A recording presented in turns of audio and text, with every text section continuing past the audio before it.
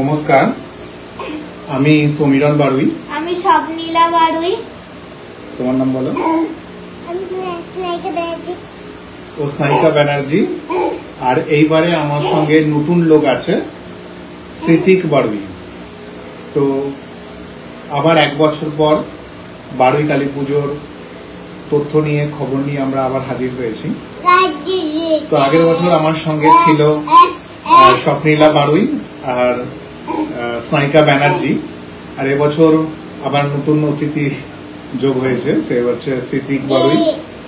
তো সিথিক বাড়ুই হাততালি দিয়ে সবাইকে আমন্ত্রণ জানাচ্ছে। তো যাই হোক, এবারে আগের বছরের তুলনায় অনেক তাড়াতাড়ি আমরা ফেসবুক লাইভে এলাম। তার একটাই কারণ, এবারে আমাদের বর্ষ 35 এবং বর্ষ 35-এ আমরা বিশেষ জয়ন্তী বর্ষ পালন করতে চলেছি। তো এই বর্ষ জয়ন্তী যে বিশেষ জয়ন্তী বর্ষ পালন করবো, তার জন্য অনেক কিছু থাকবে।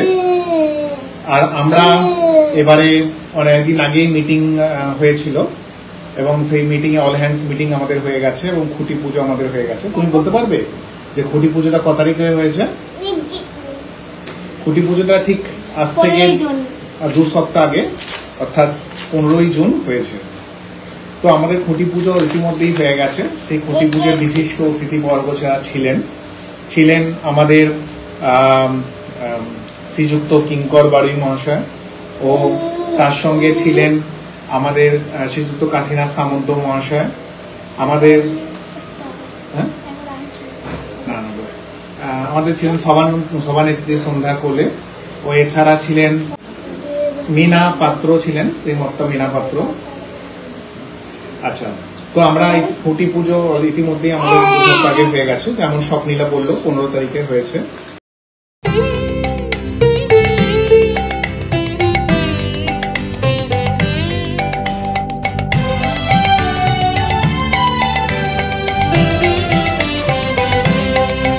আমায় দে মা পাগল করে, ব্রহ্মময়ী দে মা পাগল করে, আমার কাজ নাই মা জ্ঞান বিচার, দে মা পাগল করে, ব্রহ্মময়ী দে মা পাগল করে, ব্রহ্মময়ী দে মা পাগল করে।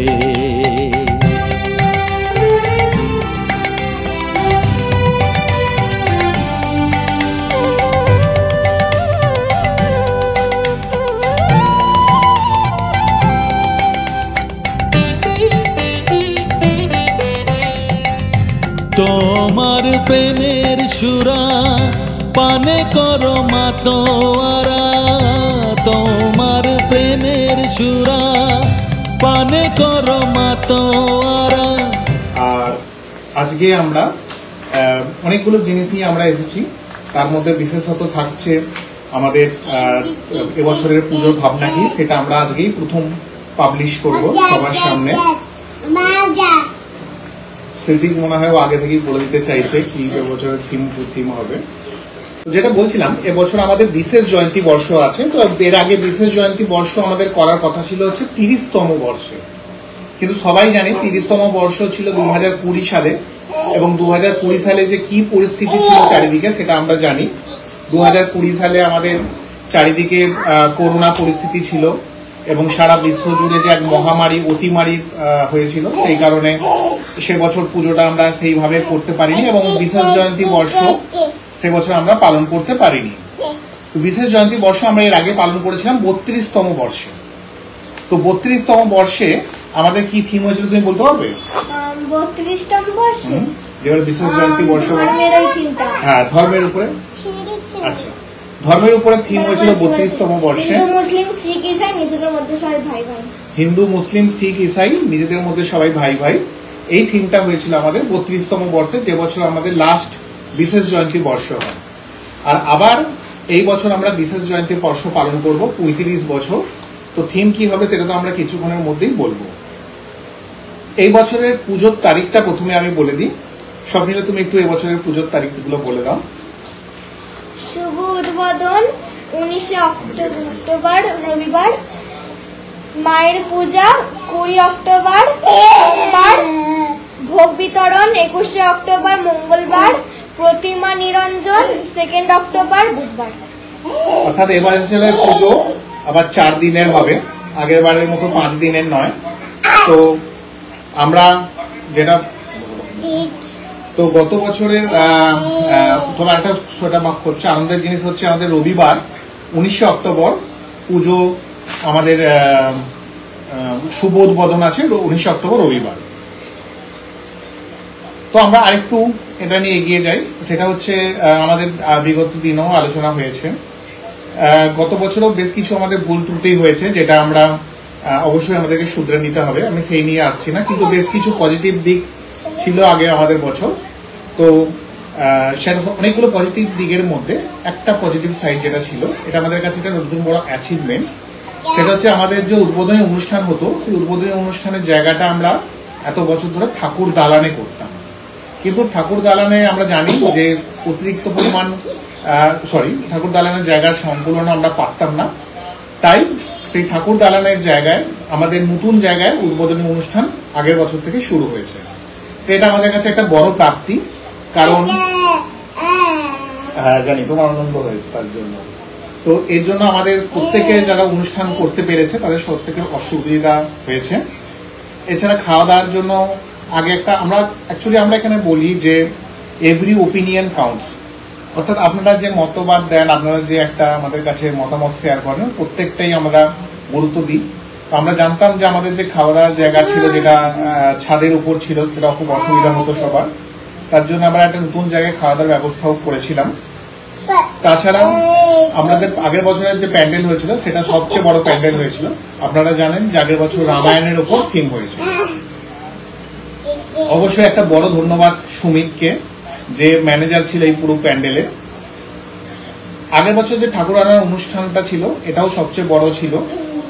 আর সবচেয়ে বড় প্রাপ্তি সেটা হচ্ছে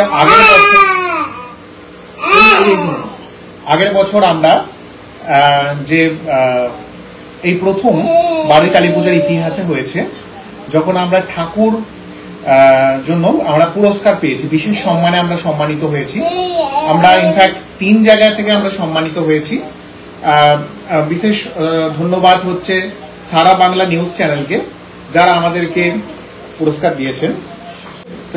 আমাদের হয়েছে আমাদের সারা বাংলা নিউজ চ্যানেল থেকে আমরা পুরস্কার পেয়েছিলাম আগের বছর।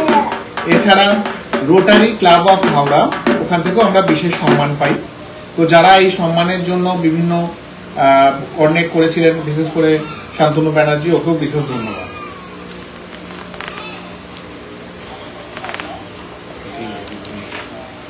পরবর্তী জিনিসে আমরা এবারে এই বছরের পুজোর ব্যাপারে কিছু বলি। 35তম বর্ষে, তো 35তম বর্ষে এবারে আমাদের বেশ কিছু নতুনত্ব আমরা আনবো। তো যেই নতুনত্বগুলো আমরা আনতে চলেছি তার মধ্যে আমি কতগুলো আজকে বলে দেবো আপনাদেরকে।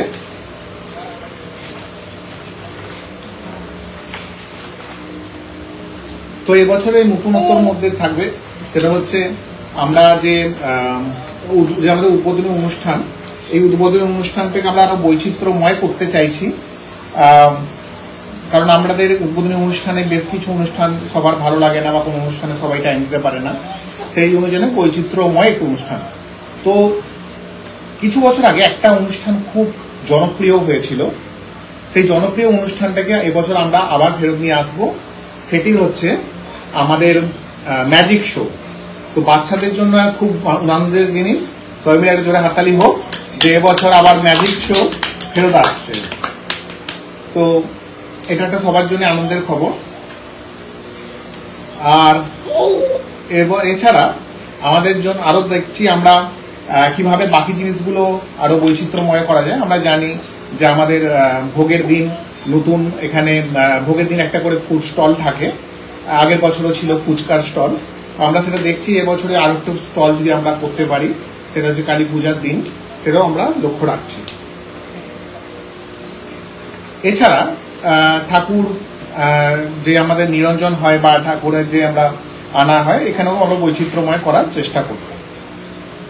পূজা কমিটি, আমরা জানি যে পূজা কমিটি আমরা শুক্রবার প্রকাশিত করব বলেছিলাম, কিন্তু শুক্রবার দুঃখের কিছু অনিবার্য কারণবশত আমরা পূজা কমিটিটা প্রকাশ করতে পারিনি। তবে এবারে পূজা কমিটি বেশিরভাগ মেম্বাররাই নতুন থাকবেন, একদম নতুন ব্রিগেড, নতুন ইয়ং জেনারেশন দিয়ে পূজা কমিটি তৈরি হচ্ছে।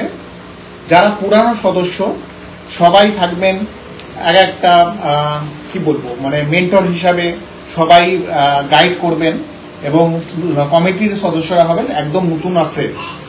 তো সেইটা আমরা আর কয়েকদিনের মধ্যে জানিয়ে দেব। এবারে একদম মূল বিষয়বস্তুতে ফেরত যাই, সেটা হচ্ছে যে এবারে পুজোর থিম। তো পুজোর থিম বলার আগে আমরা বলি, কারণ আমরা বলছি আমরা every opinion counts here. So আমরা কি করেছিলাম, আমরা প্রত্যেকের যারা থিমের নাম জমা দিয়েছে তো প্রত্যেকের থিম আমরা নথিভুক্ত করে রেখেছি। তো আমি বলেছি যে কে কি থিমের নাম জমা দিয়েছে। তো প্রথমেই মহাভারত থিমের নাম জমা পড়েছিল এবং সভাপতি মহাভারত থিমের নাম জমা পড়েছিল এই কারণেই যে আগের বছর যেহেতু মহাভারত রামায়ণ থিম হয়েছে, তো সেই অনুসারে মহাভারত থিমের প্রস্তাব অনেকেই দিয়েছেন। কেদারনাথ মন্দিরে বহু পুরনো একটা প্রস্তাব, এটা এবছর এসেছিল।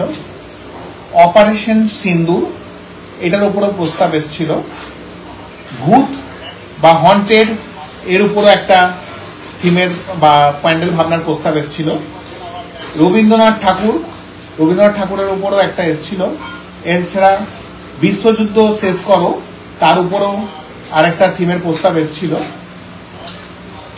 স্টপ স্টুডেন্ট লাইফ কিরকম ছিল আগেকার দিনে, এখন যা সবাই মোবাইলে অ্যাডিক্ট হয়ে গেছেন, এরকম একটা এসেছিল। ফিরে দেখা, অর্থাৎ এত বছর ধরে যে আমরা পূজা করছি, পূজার কোন বছরে কি প্যান্ডেল হয়েছিল, কি থিম হয়েছিল, সেই নিয়েও একটা পূজা প্যান্ডেলের প্রস্তাব এসেছিল। আর একটা প্রস্তাব ছিল যেটা আমার নিজেরও, সেটা হচ্ছে মহাকাল মন্দির। এই মহাকাল মন্দিরের উপরও প্রস্তাব আগের বছর এসেছিল। তো এইগুলোর মধ্যে আমরা কোনটাকে নিয়েছি অবশ্যই বলবো, বাট যারা যারা থিমের নাম জমা দিয়েছেন তাদের সবাইকে ধন্যবাদ। থিমের নাম জমা দিয়েছেন অ্যান্থনি রাউত, এছাড়া অঙ্কিত সাউ, দাবাং, এছাড়া তিসানজিৎ, স্বপ্নীলা বারুই, কৌস্তব মন্ডল,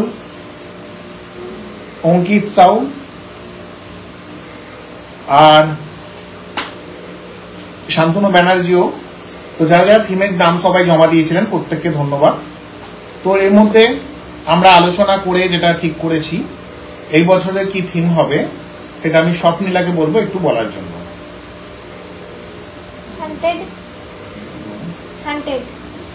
ভালো করে বলো। এবছরের থিম হচ্ছে ভূতের ওপর বা হন্টেড। ভূতের ওপর থিম হবে এবং এই থিমটার আমরা যেটা নাম এখনো পর্যন্ত ঠিক করেছি সেটা হচ্ছে ভূত চতুর্দশী। যে বাঙালি তথা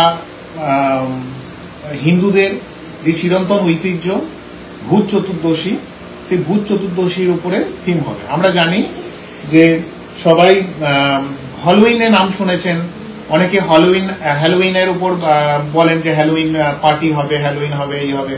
তো এটা হ্যালোউইন আমরা জানি এটা একটা বিদেশি কালচার, বা আমাদের বাংলাও কিন্তু খ্রিস্টানদের কালচার, বিদেশি তো অবশ্যই খ্রিস্টানদের কালচার। তো এরকম আমাদের বাঙালিদেরও হিন্দুদেরও একটা কালচার আছে, সেটা হচ্ছে ভূত চতুর্দশী। তো সেই ভূত চতুর্দশীর উপর থিমটা হবে এবছর এবং এই থিমটা আমরা ফুটিয়ে তুলব। এই থিমটা অনেকগুলো লেয়ারেই হবে, আমরা বিভিন্ন রকম স্টেজের মাধ্যমে দেখাবো যে কেমন, ধরুন আপনার একটা উদাহরণস্বরূপ বলতে পারি যে একটা পুরনো ধরুন গির্জা বা পুরনো হসপিটাল, সেখানে একটা ভূতের আবহাওয়া কেমন হতে পারে, বা একটা ধরুন শ্মশানের ভূতের আবহাওয়া কেমন হতে পারে। তো এর উপরে আমরা পুরো থিমটাকে আমরা দেখাবো, বা স্কেলেটন বিভিন্ন রকম ভাবে দেখানো হবে। তো এই হচ্ছে মূল বিষয়বস্তু। তো আরো জিনিস নিয়ে আসবো, অনেক কিছু নতুনত্ব জিনিস আপনাদের কাছে আমরা বললাম। আরো আমরা যত জানতে আমরা আরো যত সিদ্ধান্ত নেব সেগুলো আমরা আপনাদেরকে বলবো। তো মোটামুটি এই বিষয়বস্তু। তো আমি একে বলবো, স্নায়িকাকে বলবো, স্নায়িকা তোমার উদ্বোধনী অনুষ্ঠানের উপর কোনো বক্তব্য আছে? উদ্বোধনী অনুষ্ঠানে তুমি আগের বারে কটা নাচ করেছিলে? 2টো নাচ করেছিলে, বাহ, খুব ভালো। তো এবারেও কি তুমি দুটো নাচ করতে চাও নাকি একটা করতে চাও আরো বেশি? আমি কিন্তু করতে চাই। এবারে স্নায়িকা 3টা নাচ করতে চায়। তো যে কারণেই এটা জিজ্ঞাসা করা যে আমাদের উদ্বোধনী অনুষ্ঠানে কিন্তু পরিবারের লোক, পাড়ার লোক বা গ্রামের লোক বা বন্ধু বান্ধবের এই সমস্ত প্রায়োরিটি কিন্তু থাকবে। আমরা কিন্তু এলাকার যারা শিল্পী তাদেরকেই প্রথম প্রায়োরিটি দেব, অবশ্যই তারপরে আমরা এলাকার বাইরের শিল্পীদের প্রায়োরিটি দেব। তো যাই হোক, আমরা আবার সবাইকে আমন্ত্রণ জানাই, কারণ আমরা এবারে বিশেষ জয়ন্তী বর্ষ পালন করছি। তো বিশেষ জয়ন্তী বর্ষ মানে সবকিছুই নিশ্চয়ই খুব সুন্দরভাবে আমরা করতে চেষ্টা করব। তো আমরা এবারে আবার বলছি, আমাদের এবার থিমের নাম হচ্ছে ভূত চতুর্দশী, এবং আমাদের এই থিম ভূতের উপরে বা হন্টেডের উপরে হবে। তো এই বলে আজকের মতো আমরা এই ফেসবুক লাইভ শেষ করছি। আমরা আবার ফিরে আসবো আমাদের পরবর্তী ফেসবুক লাইভ নিয়ে খুব তাড়াতাড়ি। ততক্ষণ পর্যন্ত সবাইকে ধন্যবাদ ও নমস্কার।